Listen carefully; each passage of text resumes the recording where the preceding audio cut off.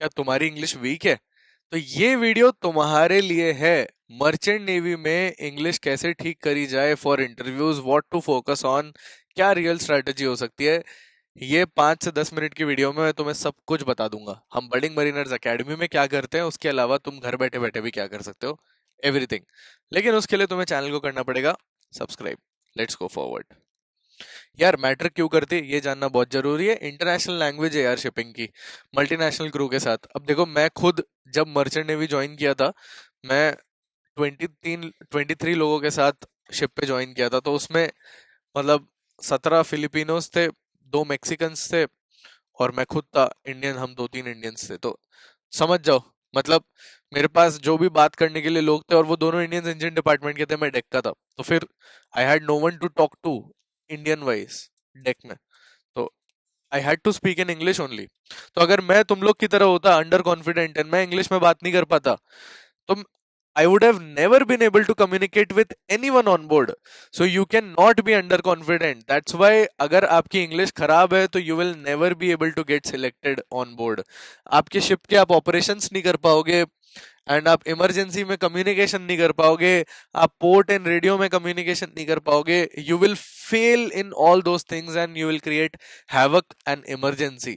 That is why you will never be selected in the first round only. You will be eliminated. So that's why it's very necessary part of merchant navy English. Biggest mistake students क्या करते हैं, रट्टे मार के जाते हैं, grammar की mistakes करते हैं। उनको डर होता है इंग्लिश बोलने का, परफेक्ट इंग्लिश बोलने की कोशिश करते हैं। वो सोचते हैं कि यार मैं ना परफेक्ट इंग्लिश बोलूंगा तो एकदम मजा आएगा, वो रट्टे मार के चले जाएंगे। उनको लगता है कि मैं ना गलतियां करने से डरते हैं। भाई प्रैक्टिस में गलतियां नहीं करोगे तो कैसे सीखोगे? ठीक है। और फिर वो जो लैक ऑफ कॉन्फिडेंस होता है ना, वो इंटरव्यू में निकलता है। That is bad. वो जो डर है ना, इंटरव्यू का जो डर है, वो मॉक इंटरव्यू में निकालो, इंटरव्यू में जाके मत निकालो। ठीक है। किस लेवल की इंग्लिश रिक्वायर्ड है मैं वो तुम्हें बता देता हूँ। फ्लुएंट इंग्लिश नहीं चाहिए, एक एक जो शब्द बोल रहे हो ना तुम, वो समझ में आना चाहिए। Speak clearly. क्लियर का मतलब समझ रहे हो? My name is Ojas Lala, I come from Jaipur Rajasthan, also known as pink city of India.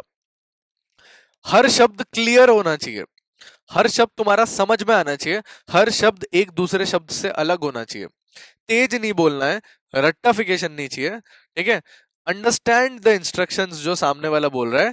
ठीक है। Speak very very very very clearly, तभी आप अच्छे से बोल पाओगे। अगर आपने वो नहीं किया तो सामने वाला कभी समझ नहीं पाएगा। ठीक है। अब सिलेबस क्या है आईएमपीसीटी में इंग्लिश का, वो भी आपको बता देता हूँ। पार्ट्स ऑफ स्पीच है, वर्ड्स एंड फ्रेजेस है, सिनोनिम एंटोनिम है। अब मैं इसमें 3 चीजें आपके लिए जो टिक कर रहा हूं, आप समझ जाओ कि अगर आपने ये 3 चीजें कर ली, आपके आराम से 25-30 नंबर हो जाएंगे। ये पार्ट्स ऑफ स्पीच कर लो, सिनोनिम एंटोनिम कर लो, टेंसेस कर लो। ठीक है। ये 3 टॉपिक कर लो तो आपके 25 नंबर पक्के हैं यहाँ पे, इजीली। ठीक है। समझ में आ गया बच्चों? समझ में आ गया? Okay, let's go forward. अब कैसे प्रिपेयर करना है? मर्चेंट नेवी के एस्पिरेंट हो एंड डाउट क्लियर करना चाहते हो 1-on-1, देखो ऑलरेडी ये गूगल मीट चल रही है, तुम्हारी भी मीट हो सकती है। एस्पिरेंट से लेके मेंटोर तक, नीचे कैलेंडली का लिंक दिया है, भर लो जाके फटाफट इसको।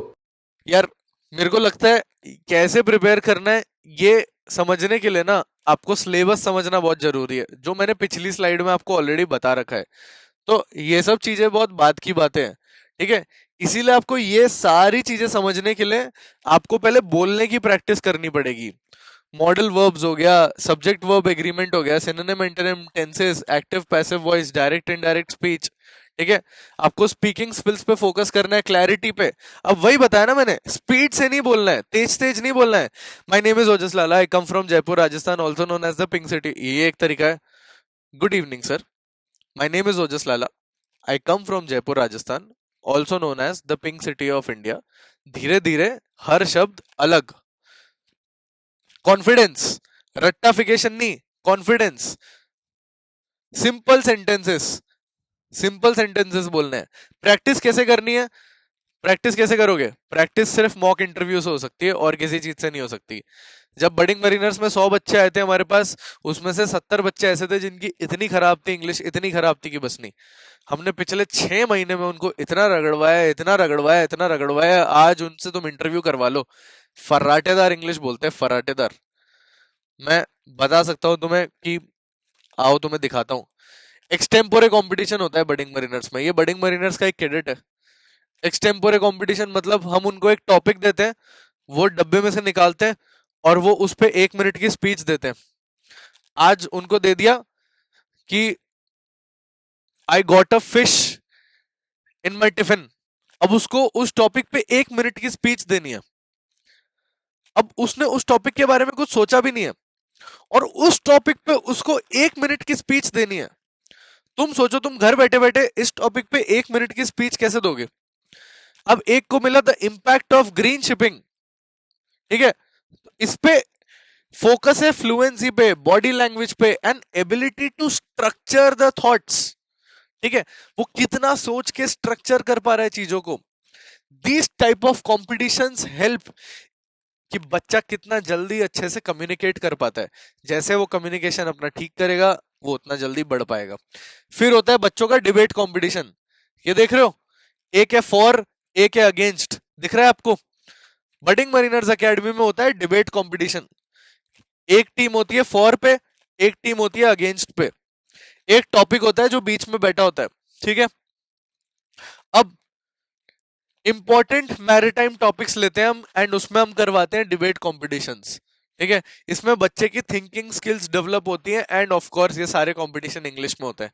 इससे तगड़े लेवल पे मानसिकता इंप्रूव होती है और उनकी इंग्लिश स्किल्स तो नेक्स्ट लेवल इंप्रूव होती है। Of course last but not the least, mock interviews यार, one on one mock interviews. उसमें grooming, body language, communication skills, हर चीज इंप्रूव होती है।